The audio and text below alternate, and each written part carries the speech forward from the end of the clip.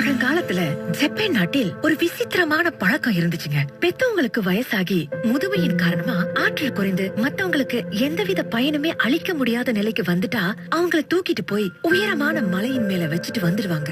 எதுவுமே செய்ய முடியாத நிலையில அந்த முதியவர்கள் பசி தாகத்தினால தனிமையில வாடி வதங்கி மடிந்து போயிருவாங்க. இப்படியான சூழ்நிலையில் ஒரு இளைஞன் முதுமை அடைந்த தன்னோட தாயை சுமந்து கொண்டு மரங்கள் சூழ்ந்த காட்டு பகுதியில மலை உச்சியை நோக்கி நடந்து போயிட்டு இருந்தான். தன் தோளில் இருந்த தாயார் சின்ன சின்ன கிளைகளை ஒடித்து கீழே போட்டு கொண்டு வருவதை மகன் அறிந்தாங்க.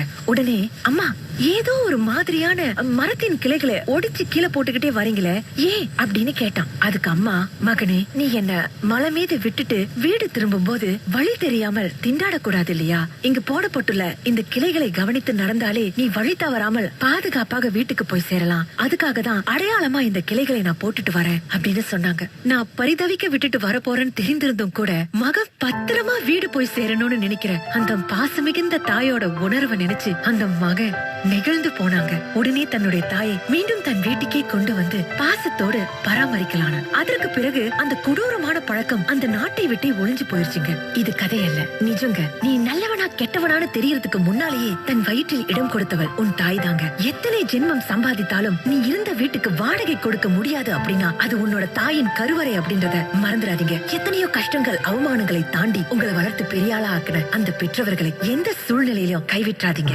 அவங்கள கண் போன்று பாதுகாப்பு.